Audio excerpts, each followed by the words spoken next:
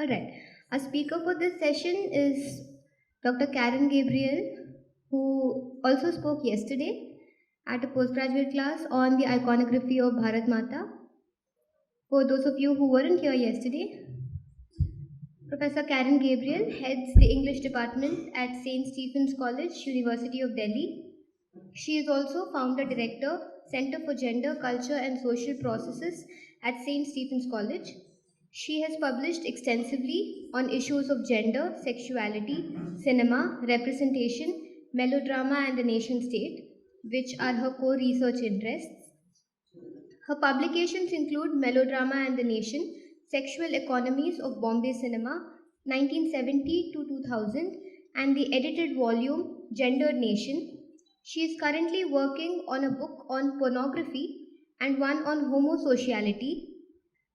Her international fellowships and awards include the Digital Fellowship 2021, World Society Foundation and the Council for European Studies at Columbia University, the European Union's International Incoming Marie Curie Fellowship, Scholar in Residence at the College of William and Mary, USA, the Leverhulme Fellowship at the UK, three GXL postdoctoral fellowships for gender excellence at the Center for Gender Excellence, Linköping University, Sweden, and the Government of Netherlands Fellowship for her doctoral research. May I invite Professor Karen Gabriel for her lecture?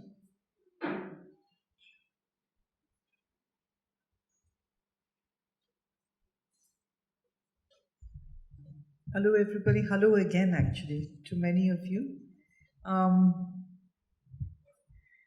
I have today, a paper which is a sort of work in progress and work that I'd like to share with you. And it's titled Gender in the Nation. The talk was sort of broadly titled Gender in the Nation. What I'm going to be looking at actually is looking at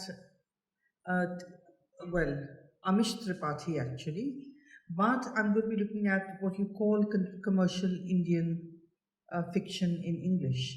So, in a sense, where Meera left off yesterday is where I'll pick up. And what I propose to do in today's presentation, and if it sort of does run on, I'm sure you'll remind me of the time, is actually offer you a set of some propositions of how to engage critically with this phenomenon called contemporary commercial Indian fiction in English. And this is, something that I suppose at some stage will become mandatory. In any case, it's something we will have to attend to. So how does one actually understand this phenomenon, and how do we approach it critically? And I sort of do this using the Shiva trilogy of Amish Tripathi. Now, the cover page of Amish Shiva trilogy bears the image of twin laurels, which enclose the legend, over 1 million copies sold. This, in many ways, marks the economies within which these books fall, as much as the economies that they are excluded from. The first, which is the economies within which they fall, are the economies of market, of profit, of commerce, of book sales, and of avid, large, responsive, and admiring reading publics. So, for instance, the earlier print run, the standard publishing print run, is 500 copies of a book, has now been replaced by 30,000 to 1 million copies for the first run of writers like Amish Tripathi, Chetan Bhagat, Anuja Chauhan, and so on. What was once thought impossible, which is a print run of 1 million, has now sort of become quite routine for writers such as these.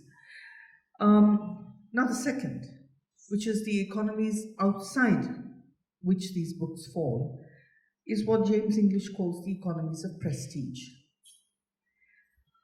of prizes and awards, international acclaim, critical attention, and so on, from which they are often excluded, falling as they do into the category of commercial fiction. Now, for the moment, we will defer the question about whether awarding prizes, coincides with a genuine, lasting cultural merit, and further whether dividing producers of culture into winners and losers is really an appropriate and useful activity. But we will go on to examine, as English argues, that the world of awards and prizes is a diversely populated scene for the ongoing creation, accumulation, and exchange of cultural capital. All players in this dynamic situation are engaged in implicit commerce with each other. Now, this implies that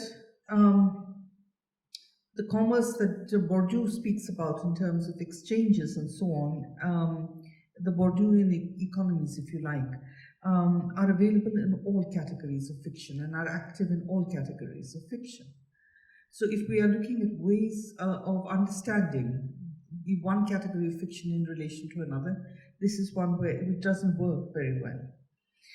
Thus also the above basis of classification themselves recalls the lasting debate about the ostensible separation between art and commerce, one that sustains despite significant exceptions. By way of example, in 1997, Arundhati Roy set a new record by being paid £500,000 in advances and royalties for The God of Small Things.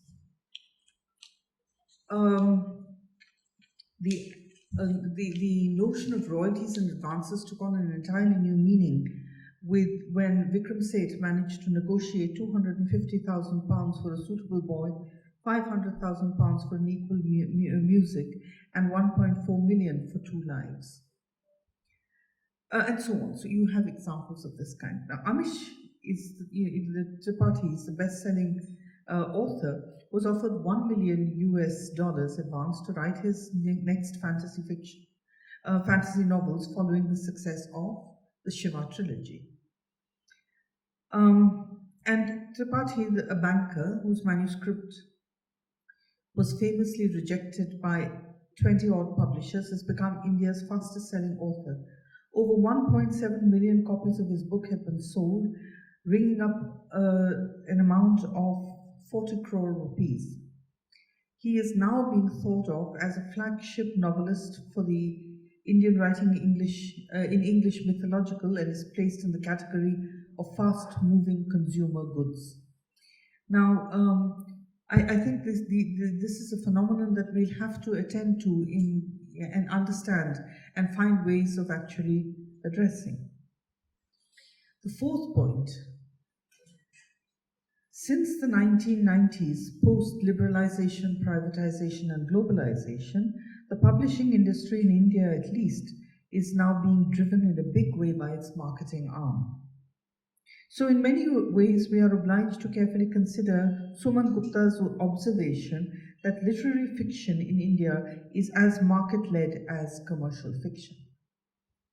But there are crucial ways of distinguishing the two, such as the fact that successful commercial fiction is produced mainly for circulation within India and travels indifferently elsewhere, as he says.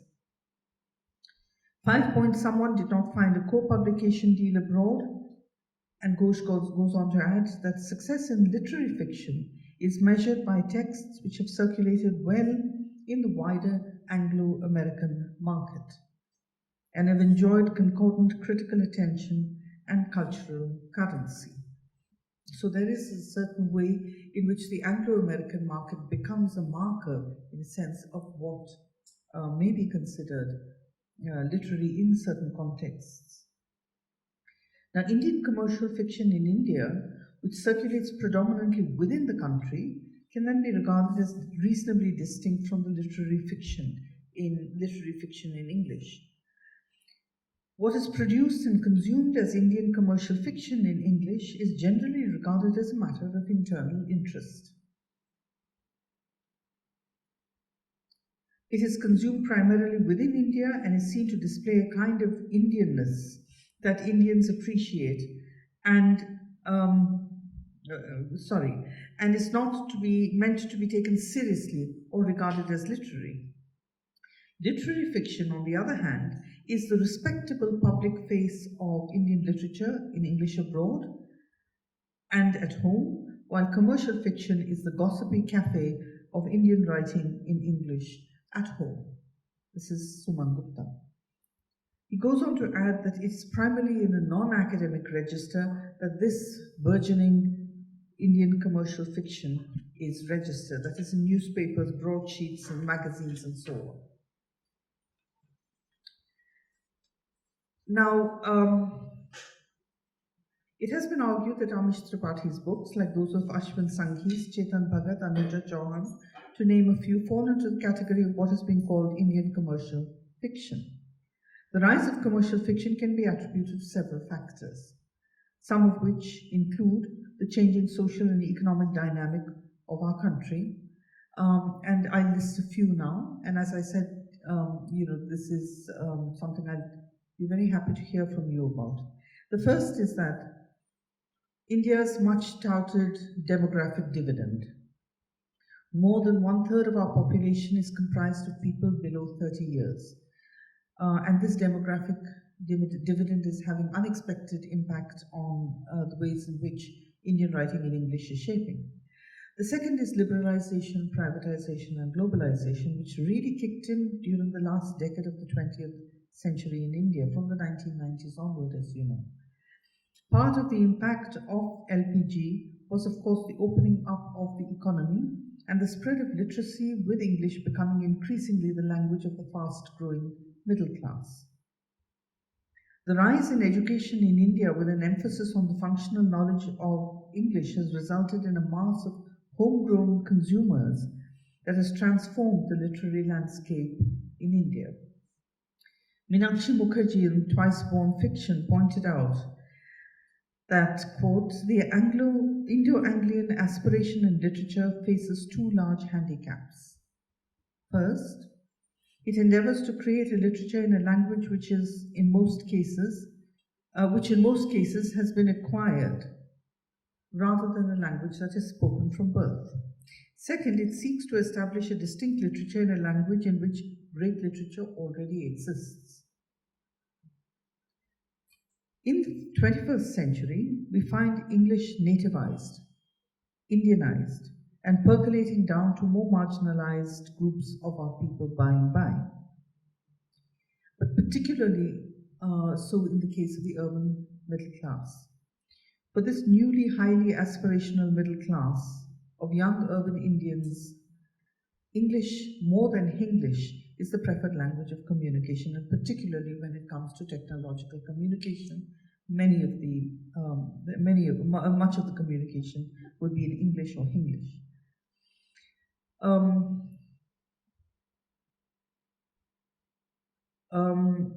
Amish Tripathi, if Chetan Bhagat offers a pan-Indian sanitized representation of the elite metropolitan culture, Amish Tripathi notates an aspirational aspect of the young Indian. In the foreword to his book, The Immortals of Meluha, he writes, what if Shiva was not a figment of rich imagination, but a person of flesh and blood, like you and me, a man who rose to become godlike because of his karma? And there is sort of an implicit gesture towards Narendra Modi, who is in that sense also, one who rose because of his karma. Oh, I'm sorry. I can speak up actually if you want, because that might create.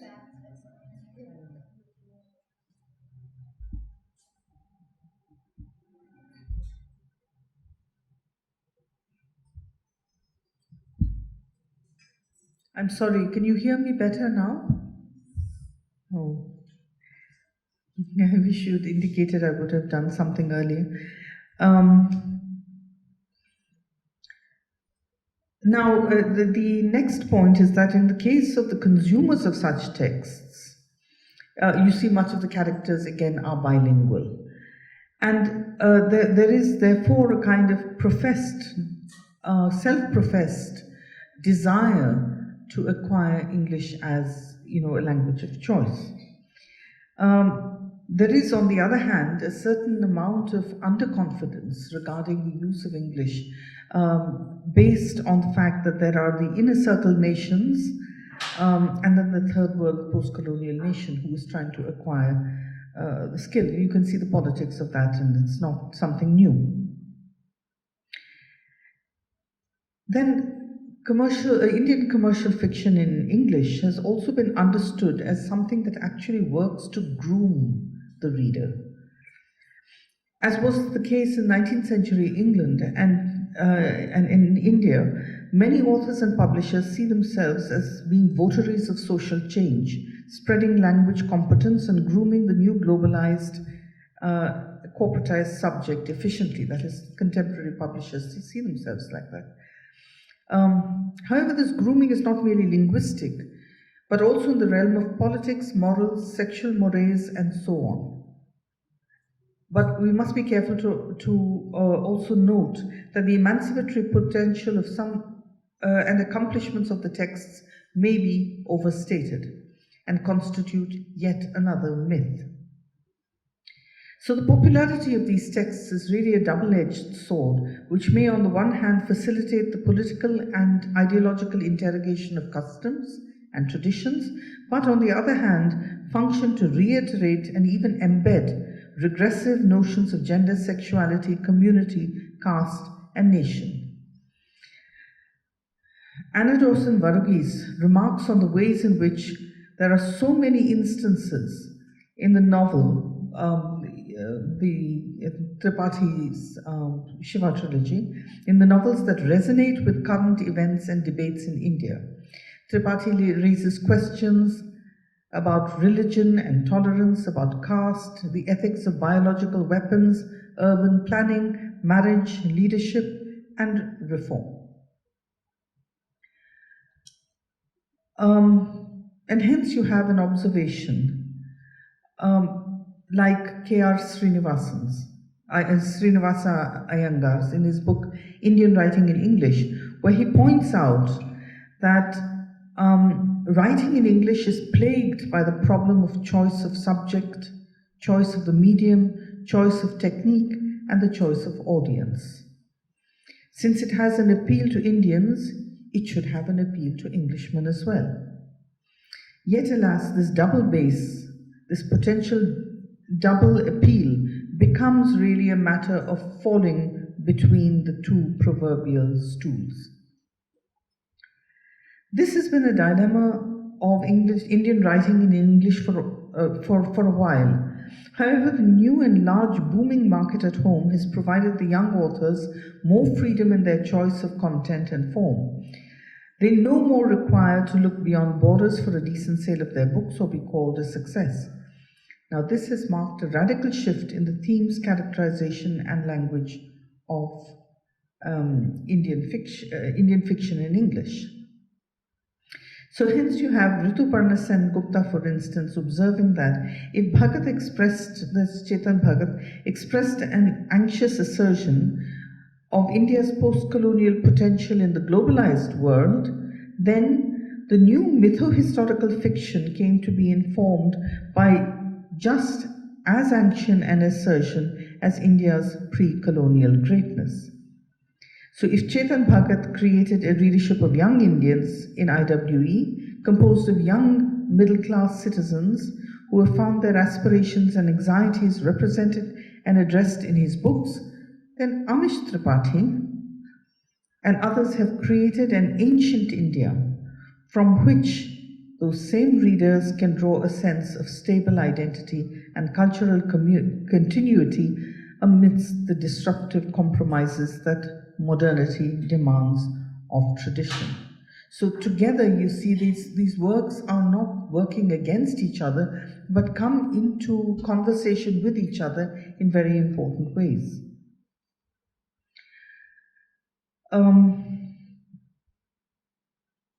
Taken together, for the new IWE, the only authentic India worth writing about is either in an imagined community of an ancient India supposedly untainted by foreign invasion, or a contemporary India that has become oblivious, that has overcome its obliviousness to the past splendor and colonial humiliation, and it is now equipped to restore the nation to its ancient glory. Now, in this context, it's important to know that Hindu nationalism and neoliberalism, rather than being incompatible, are actually effective political allies. Both discourses reduce social processes to purely individual questions, such as those of individual choice, decision, and morality. In the Shiva trilogy, this is presented as what Tripathi calls Swadharma, the sense of individual moral duty that guides conscience and sacrifice for the greater good, while also determining merit and ambition. Such a worldview denies the existence of social divisions and their inherent conflicts and tensions, arguing instead that society is an organic whole with autonomous individuals. And I think it's very important to see the kinds of worldviews that are being created and being found to be extremely appealing, tie in with certain political developments and economic developments, and are driven, in fact, a lot by those and in constant conversation with them.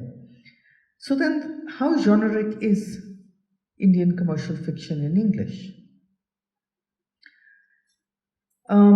Bodhisattva Chattopadhyay says that the term genre fiction needs to be used in a critical sense and not simply to designate a literature fostering escapism. While it does evoke certain clusters of tropes, it may be often critical of the same. It is not something that is read purely for entertainment or as a means to escape from the strictures of reality. While genre fiction does invoke certain clusters of tropes, they are also, as I said, critical of the same. Pleasure in genre fiction comes from, of course, recognizing similarities and the dialectic of similarities and differences, and recognizing clusters of these things. And they also then become transgeneric as tropes that are shared. For instance, when mythology fiction, folklore, and fantasy slip into each other, or when detective fiction and romance become aligned. Chinmay Sharma notes that the intersections and the overlaps between mythological retellings and genres like fantasy, science fiction, and speculative fiction have led to questions about how to define the genres themselves. Debates range over whether science fiction and fantasy are Western genres transplanted into India, or whether they can actually be recovered in Indian traditions. Commenting on these issues, Bodhisattva notes that genre fiction drew upon different traditions of storytelling, such as popular and performative oral traditions, aesthetic traditions with classical roots, and the impact of these indigenous roots and traditions have from the beginning also engendered different expectations from specific genres that are divergent from their Anglo-American counterparts.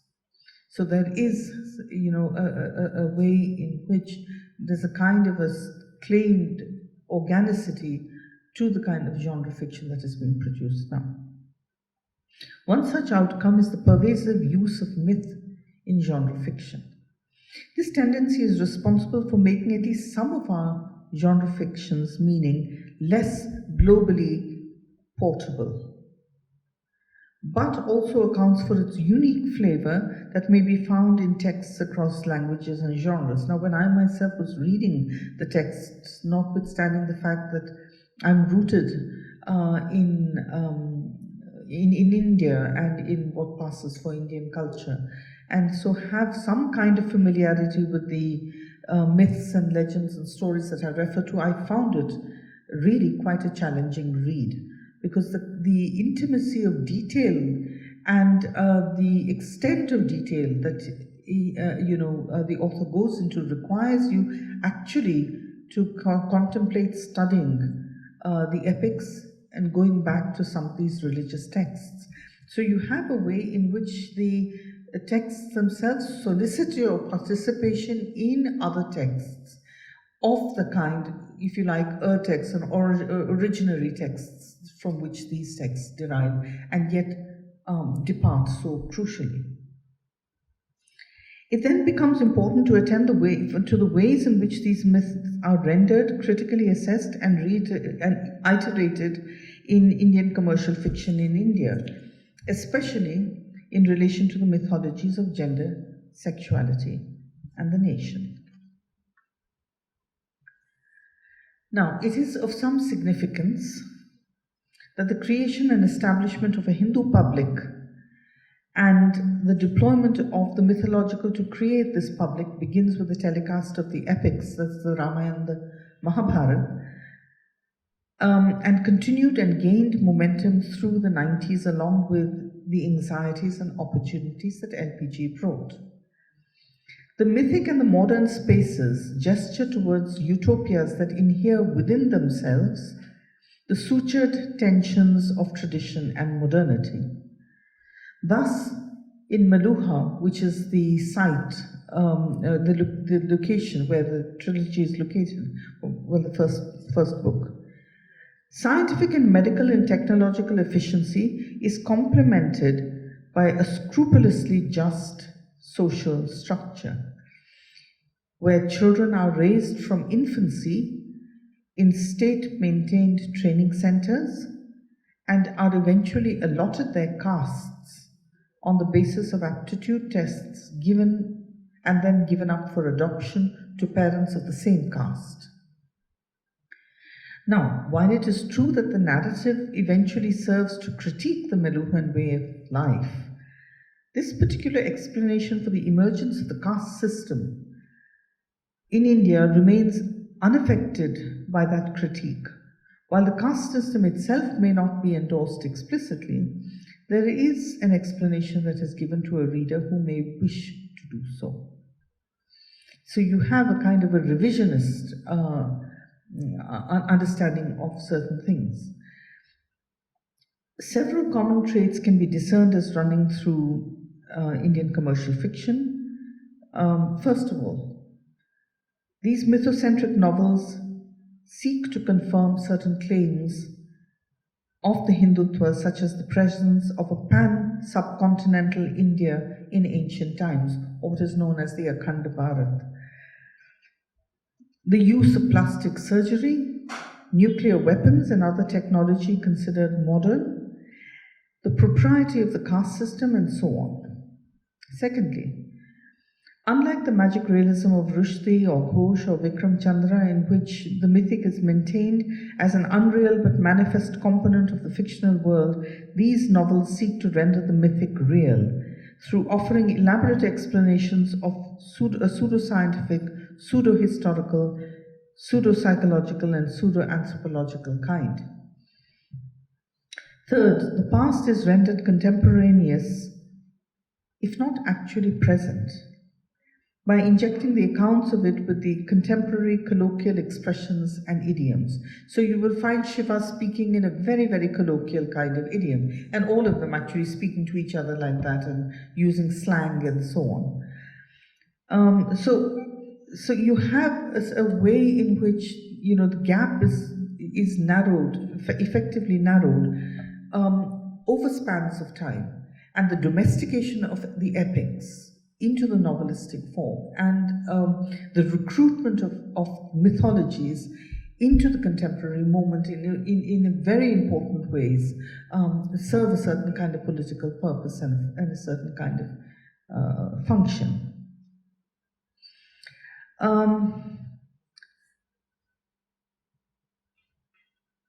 Now, the narratives themselves are plotted, to pick up certain contemporary debates. But it is also possible to argue that there is a key narrative mode. So we're not talking about genre here, but we're talking about a certain mode of a certain narrative mode. And that narrative mode may be thought of as an epic melodramatic mode. And this, I've actually argued the importance of this mode elsewhere, but for now, these texts draw on and recount epics while eschewing the scale and magnitude of the latter. Instead, they employ a melodramatic mode when need be, as for instance, when Shiva reacts to Sati's death, and they resolve contradictions that are thrown up by the narrative. So these are some of the factors that we say can constitute some of the generic factors that we can think of. Now, Varugis sort of points out that you can think of these as Bharati, the fiction as Bharati itself. The genre as Bharati itself. And there are a number of disagreements on this. Apart from the fact that this sounds patronizing, there are disagreements which also indicate that the term Bharati and Bharat have now been more or less normatively tied to Hindu nationalism. Chinmay Sharma, for instance, goes on to suggest that the categories of mythology and history are often blurred in any case in South Asian literary traditions, and is referring here to the use of itihas and the itihasa and the Puranic, and the ways in which these two play on each other. Now, Varghese, by suggesting that mythology is received as history, this has been one of the very touchy and raging debates, sometimes coming to you as the rewriting of history texts, sometimes as the Baudelaireization of history, sometimes the way in which these pseudo-histories are being established now and set up, the loss of facticity in public discourse around questions of history and mythology and so on. So there is a currency that this has, which is very troubling. To receive mythology as history presumes that readers respond to the text as such. But, of course, astonishing aspects of myths, such as a four-armed, blue-skinned god, may well be received, even while it is conceived of as possibly being received as history, may well be received as the extraordinary. Not as historical, but rather as extraordinary, and with a sense of astonishment and wonder within the visual regime of darshana. It is this darshanic mode that I'll dwell on just for a little while and then move on.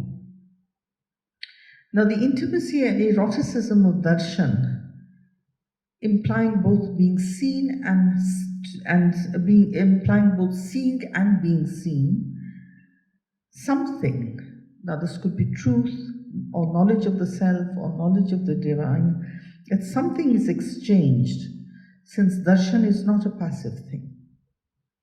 So there is in the process of darshan a process of exchange between that which is seen and that which is being seen. The possibility of a devotional aspect to the gaze, which is brought to bear on the characters, not on the book or the author, but on the characters, links this aspect to what Rajgopal, to an episode that Arvind Rajgopal had remarked on in his book, The Politics of Television. When he discusses the epics, he said that people began to worship their television sets before the epics were aired, were telecast. So, before viewing, that is, before engaging in or beginning the process of darshan, in a sense, there is, a certain set of rituals that are to be performed. So, popular texts were viewed as, now, regarding the dynamics and the economy of darshan, when worshippers view the deity, or a worshipper views the deity, his or her vision narrows. You can call this a closed mode of perception, characterized by focus, whether it is a spatial, mental, or visual focus, or a fusion of all three. In Meeting God, Elements of Hindu Devotion, Stephen Heiler describes Hindu ritual as actions that must be enacted precisely to show proper respect to the gods and to facilitate darshan for the devotee. And this refers to the earlier point that a ritual must precede the darshanic moment. Now, from this we may understand that the ritual manipulates the modes of perception in such a way as to suit the desired outcome, which is, in the case of darshana, for a form of the supreme deity to manifest itself. Further, as Chinmay Sharma notes, Indian authors and artists retelling Hindu mythology in new and innovative ways create story worlds removed from the already established visual and aesthetic regimes of Hindu devotionality. Taken together, these points imply that the deployment of myth in Indian commercial fiction in India draws on the dynamic of the darshanic gaze, as well as on its dynamics in public religious ritual. So the both get connected, i.e., on the relationship between religion, politics, and the public sphere. The effect is that the reader constructs the character and the events she reads about in and through the frames that they already occupy in the rituals and narratives that are in circulation in the public sphere. And that is, to understand the importance of these texts. As such, these characters and events possess a familiarity that amounts to their possessing a prior established reality. At the same time, they are also narratively relocated from that reality to another topos of familiarity for the contemporary reader, that of scientific speculation, technological complexity. I mean, Amish Tripathi spends several pages describing certain technological know-how, scientific facilities, providing explanations, many of which are astonishing explanations for why certain things which seemed to be miraculous and astonishing are actually scientifically and were historically possible at that time. So there's a lot of attention that is paid to realizing, in a manner of speaking, those things.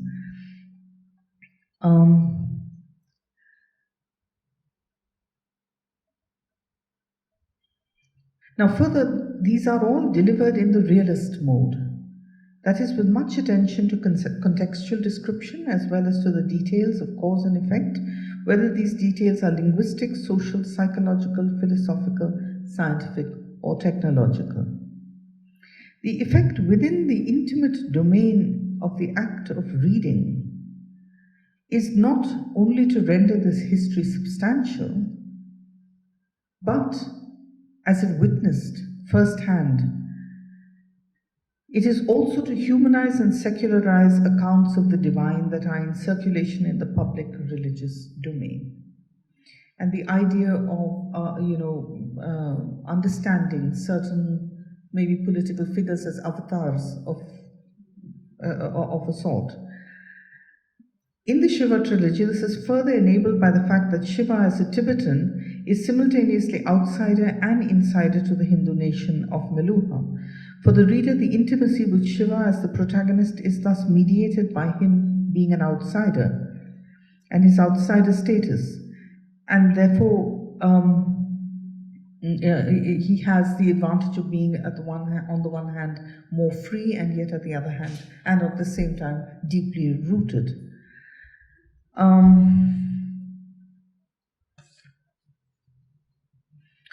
Drawing attention to the immediate political implications of this for Indian commercial fiction in English, Vadapis, quoting Scott McCracken, notes that it is helpful to consider McCracken's insight into the interface between popular narratives and now time for our interests in the proliferation of Indian mythology inspired in fiction in the post-millennial moment. McCracken writes, popular narratives play a role in mediating social change, informing their audience of new currents, and allowing the reader to insert herself into new scenarios in a way that can be related to her or his own experience. Its engagement with the present in now time means that the political nature of popular fiction is never in doubt. This is in McCracken's Pulp, Reading Popular Fiction. But for commercial fiction in general, but for the Shiva trilogy in particular, then the effect is the incarnation of the past into the present in the terms of the present, and this achieves the effect that differences and distinctions between the communities of the past and of the present are, if not erased, then rendered into an acceptable continuum. And one of the things that we had actually looked at yesterday and discussed is the way in which there are certain continuities that are deliberately maintained. And the reason for maintaining continuities of those kind, or ensuring that those continuities sustain, is because they have a certain political effect and viability. This is a different kind of imaginary homeland, in which mytho-historical fiction aligns its vision emphatically with and not against the nation state, and restores authentic historiography to royal genealogy and the epic narrative. So this entire sense of having an ancient and a venerable past and so on is rendered as actually something that is, it's wish fulfillment that is rendered as something that is actual. The relation between mode of telling, as Meenakshi Mukherjee might have put it, and imagination and imagining of a community is crucial. This ability to create community is not only an attribute of the epic and the oral tale, but in a less concrete and more ambivalent way, one of the major powers of narrative fiction even today. Now, Vitani makes an argument which I'll just briefly summarize, which is to say, she says that, where he says that this is India's response to the Harry Potter series and to the Twilight Saga and Lord of the Rings and so on. The revival of this has led partly. So there is a kind of a transnational exchange that is happening in a sense, or an impact that is actually responsible for this. And then drawing on Frederick Jameson, Vitani argues that any literary or non-literary text offers resolution to conflicts of society from which it comes out. The social problems can be resolved magically with the help of narrative, but in reality, these cannot be resolved. This is certainly applicable to the Shiva trilogy, where drawing on arguments made above, Tripathi's agenda seems to be to modernize the myth of the Nilkantha, weave in prophecy with and into the pseudoscience of Somras production, and with and into the legend of the Saraswati River. As noted earlier, the caste hierarchies of ancient myths are not only naturalized, they are also explained and justified. So you have what Zygmunt Bauman calls here the creation of a retrotopia, in which the past then is recovered as viable and as real in a sense, and also the mirror effect of viewing the past, and through viewing the past, viewing the future in the contemporary moment. And so what you have then, and this is done through, of course, while this is done, what is also done is a hypermasculine vision of Hindu nationalism that projects India as a virile Hindu nation is undertaken. Yesterday, somebody had actually made a very insightful remark into whether, comment, saying that is it possible that with Hindutva now, Bharat Mata will be on the wane, and sort of a muscular figure will take its place. And I think you're probably going to see a bit of both happening, the resurgence of one kind and the decline of the other, or at least certainly be kept in abeyance. The final section is about mythologizing gender. So there are myths and myths, and there are, myths is quite different from the epic. So Roland Barthes says that, makes an important remark about mythology and says that myths do not deny things. Its function, on the contrary, is to speak of them. Quite simply, it purifies them and makes them innocent. It abolishes the complexity of human nature, gives it an eternal simplicity. Now, this actually offers us a kind of an important suggestive methodology with which to analyze certain dominant textual tropes and tendencies in these cultural texts. Perhaps an inevitable part of the redeployment of myth by ICFE writers like Tripathi is that the gender relations they construct and narrate are also mythic in these Barthesian terms. Further, the mythic construction and the narration of these gender relations is intimately connected to the mythic construction and narration of the nation itself. So the imagined community of the nation is framed in terms of a deep horizontal comradeship, and this fraternity in turn is seen as a homosocial bonding among men formed around the mutual love of a common object of desire, and that is the nation. In other words, nationalism and the gendered economy of intimacy must be understood to indicate the ways in which traditional sites of affect are mobilized and marshaled under the aegis of a nation to yield a passion and desire for the nation itself. Elsewhere, I have argued that the Indian nationalist discourse often deploys the heterosexual, upper caste, middle class woman, Hindu woman, as an embodied representative of national culture. This idealizing image of the Hindu upper caste woman as an embodiment of cultural tradition in turn allows Indian nationalism to assimilate into the discourses of Western modernity while preserving its autonomy through the assertion of cultural difference. So that is how it manages to straddle both modernity and autonomy and cultural autonomy. Western modernity here is understood in sharply gendered terms. It implies that Western women had greater autonomy and agency than their counterparts elsewhere in the world. Hence, the idealization of the Hindu upper caste woman by nationalists was itself a claim to being similarly modern. This idealization gave rise to the figure of Bharat Mata, Mother India, which is effectively the mythification of the nation, the retrotopia of the Hindu nation.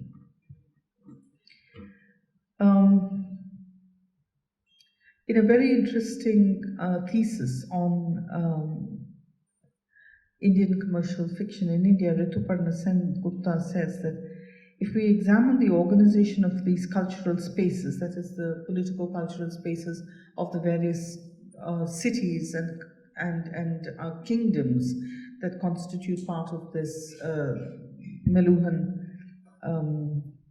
universe, or the Amish verse as it is being called now, we discern that Meluha is represented as a fairly inflexible authoritarian orthodoxy. Swadeep, in contrast, represents individualism and even libertarianism. The former is exclusive, striving for homogeneity, while the latter celebrates inclusiveness and heterogeneity. It is Shiva, the outsider, who draws these two diametrically opposite cultures together by uniting them against a mutual enemy, a third force in the dynamic between these two cultures that gradually gets defined as the ultimate evil. In doing so, Shiva demonstrates a versatile and capable leadership, able to stand up to the rigidity of the Meluhans even as he can maintain discipline over the Swadipans.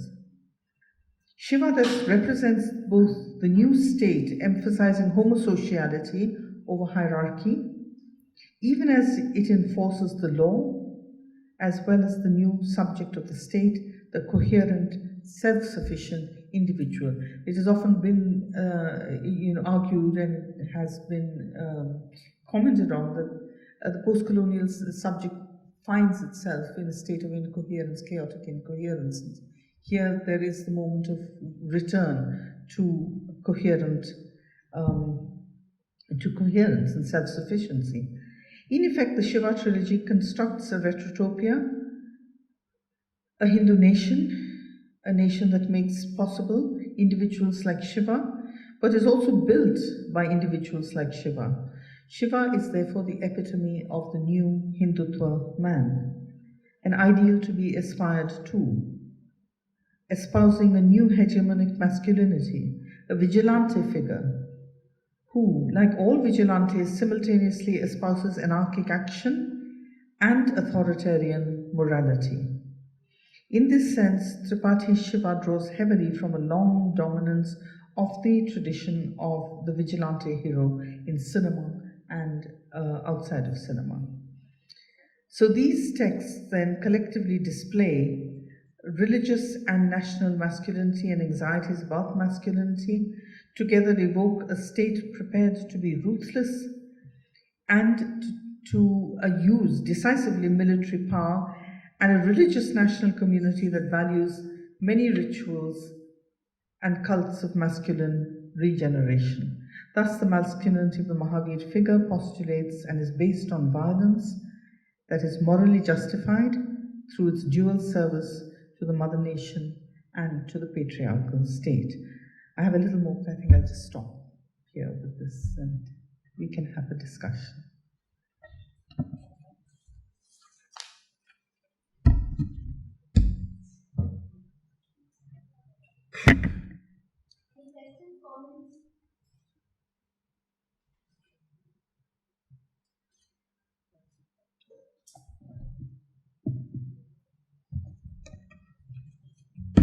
Thank you for the really insightful lecture, ma'am. I was thinking about how some operations of truth configure into these narratives. As in, these are mythologized histories. Yes. Yes. Which are also darshanic. That is, they have a dimension of the extraordinary to them, wherein there is not a claim as to their veracity as such, not as in a material sort of history, but then they're also claimed as true. As in, as we talked about how they manufacture kind of a retrotopia, as in that is, it is a mythological past, which is also an aspirational goal for the future. Yes. So I was thinking about how like truth claims with respect to that function, like as in on what basis are they justified or claimed as a true history and a true or a realizable truth in the future? Shall I take one or two questions, or shall I just shall I just? So I'm just thinking immediately that many of these are assertions, as you say, they are true truth claims, and they are assertions that don't necessarily actually have any foundation. Now, what foundation they may have? So, for instance, it comes from both the political need to underwrite a certain kind of politico-economic project.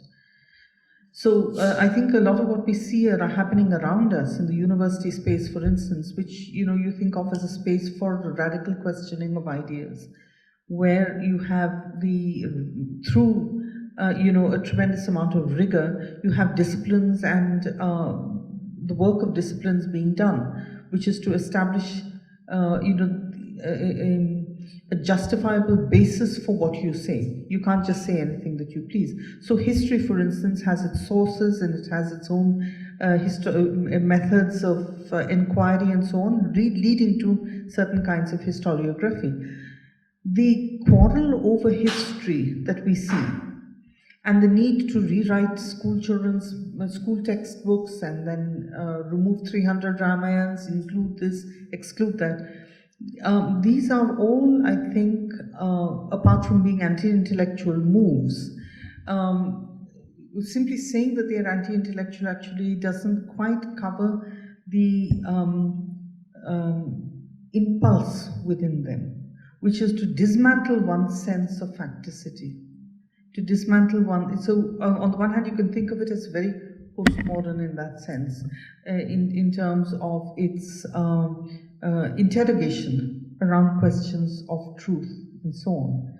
But what it seeks to do is actually establish a truth with a capital T. So these kinds of truth claims are dangerous, not simply because they're one among many truth claims, but they seek to become the ultimate claim to truth. And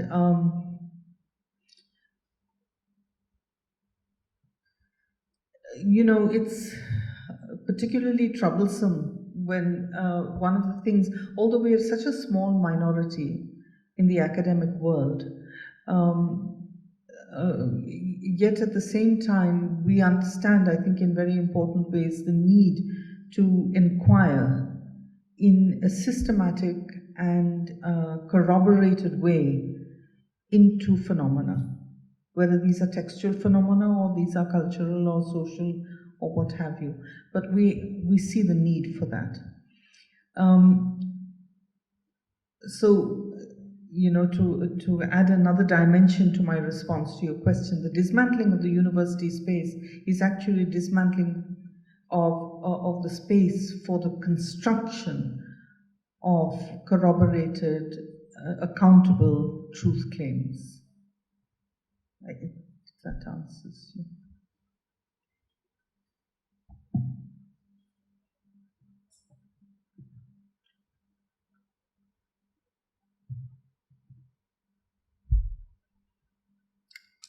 I don't know if any of you has read these texts. I mean, these are texts that are not normally read in, well, they are actually also read in classroom contexts. Yes. Hello, ma'am. This is just a kind of a continuation to what Utkarsh was saying. I was thinking, when we talk about truth in light of these representations and the examples you have said of how, how intentionally the textbooks are written and everything like that. And instead of the truth, this kind of assertions are being placed in the public mind and society. I was thinking, how do you see the role of affect here? Because we only know, since we come from a rational space like the university, that these are not real, they're not truth, right? But I feel they still have a very immense effect in moving a large part of the society. Yes. So how do you see? I mean, will you then? I mean, I don't know, for a lack of a better phrasing, will you call them affective assertions, and how affect can be misused here in some sense? Yeah, this is really interesting point of view, because I think that all narratives. I mean, I said this yesterday, but there's always a great degree of scrutiny and selection that goes into narrativization. But storytelling itself. Now, I think there is very little that we speak without narrativizing something. So narrative is a part of the way in which we intelligently communicate with each other. The storytelling always has this very powerful, effective quotient in it. And I think one of the ways, I'm just now going to give you, take one example. One of the ways in which affect is both generated and sustained is through, for instance, characterization, where if you have, I mean, Yuri Lotman, in his discussion of myth and villainy and heroism, remarked that one of the ways in which you can distinguish the hero from the villain is by seeing who ends up with more space at the end. And by space, you don't just mean the defeat of Lanka and the annihilation of X, Y, or Z. What you mean is physical space, of course, geographical space, but also narrative space. Now, the enormous amount of investment in the hero's narrative itself invites the reader to enter into that narrative, and that becomes, of course, your affective. Affective quotient gets generated. So the more you dwell on, and these are, thick, like Victorian novels, huge thick things of 600 pages sometimes. The intricate, realist detailing of psychological events, of social events, and so on, all commit the reader, I think, in very important ways to that world. So that the affect then that comes with that kind of commitment is very important. Now, there is this book which you might be interested in if you're interested in questions of affect and so on, which is Martha Nussbaum's Political Emotions. And it is a mistake, of course, to think that there is a space that is without emotion. I think it's a mistake to think that. There may be, of course, a resolute denial of emotion at a certain point, but that doesn't mean the absence of it. So, politics is fundamentally driven. It's driven a lot by emotions, whether these are, in whatever way they manifest and however they manifest. So also public life. So I think that in the case of storytelling, in the case of the novel is able to, with a great deal of legitimacy, of course, unlike an essay or an academic tract, actually generate emotion. So if you combine the affect of a narrative text with the affect of political work, then you see what a potent combination it becomes in, something like these texts.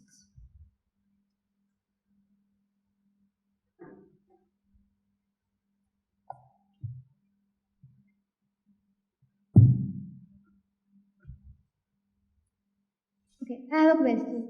So, somewhere at the beginning of your lecture, you were talking about science fiction and fantasy fiction, and how would we look at these genres in the Indian context, right?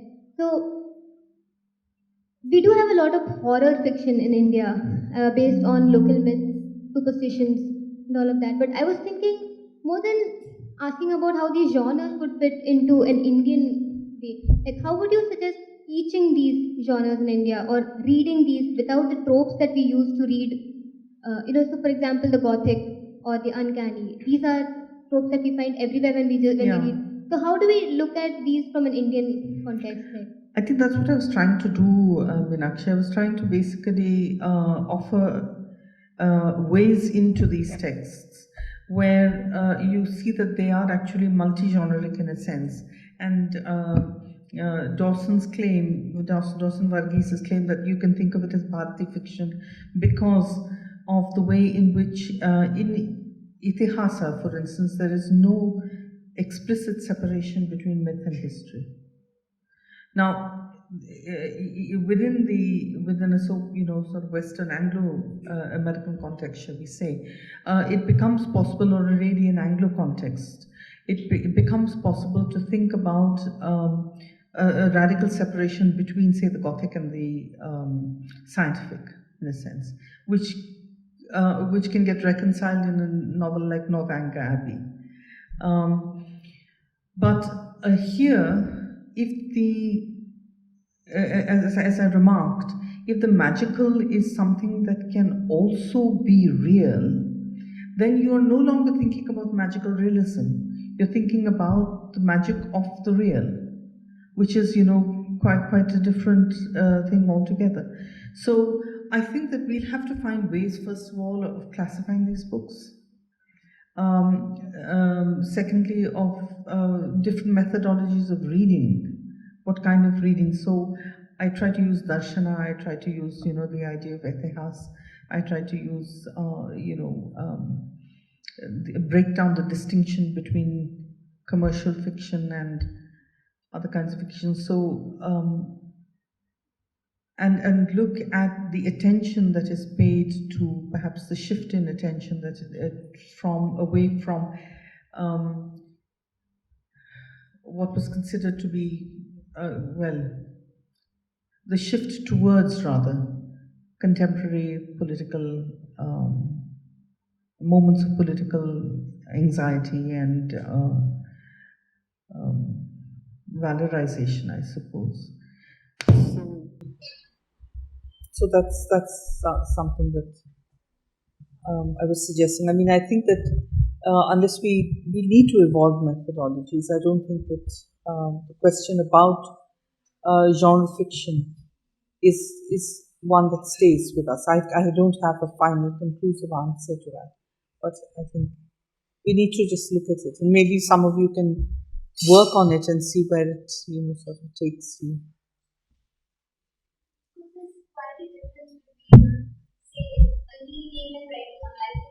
Yeah. Yes.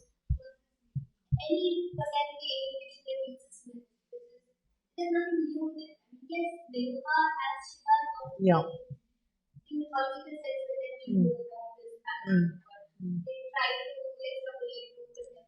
Yes.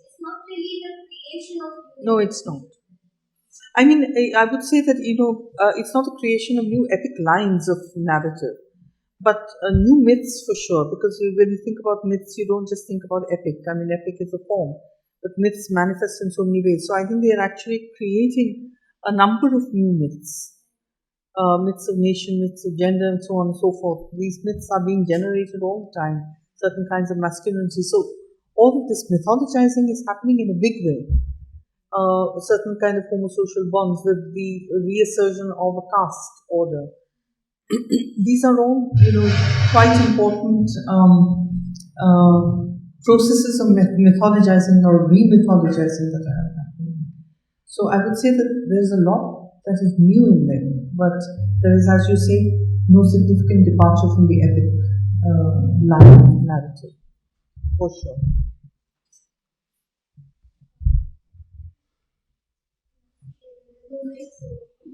I will be able to manage, I think.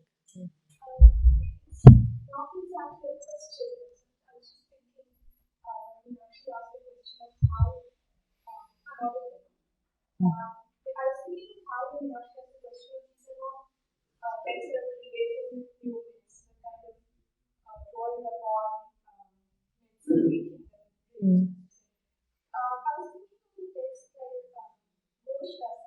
Mm. Mm.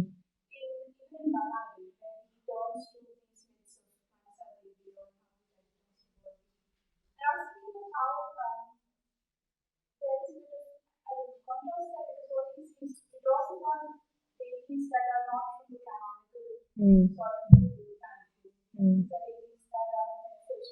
Mm.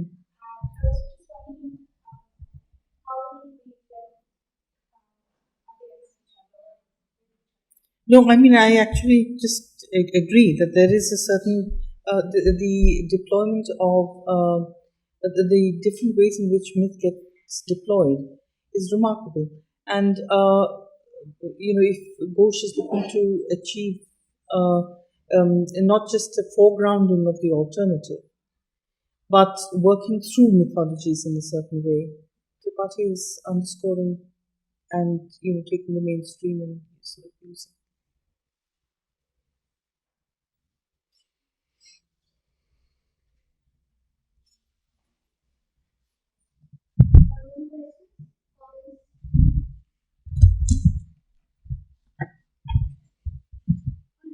Thank you. Thank you.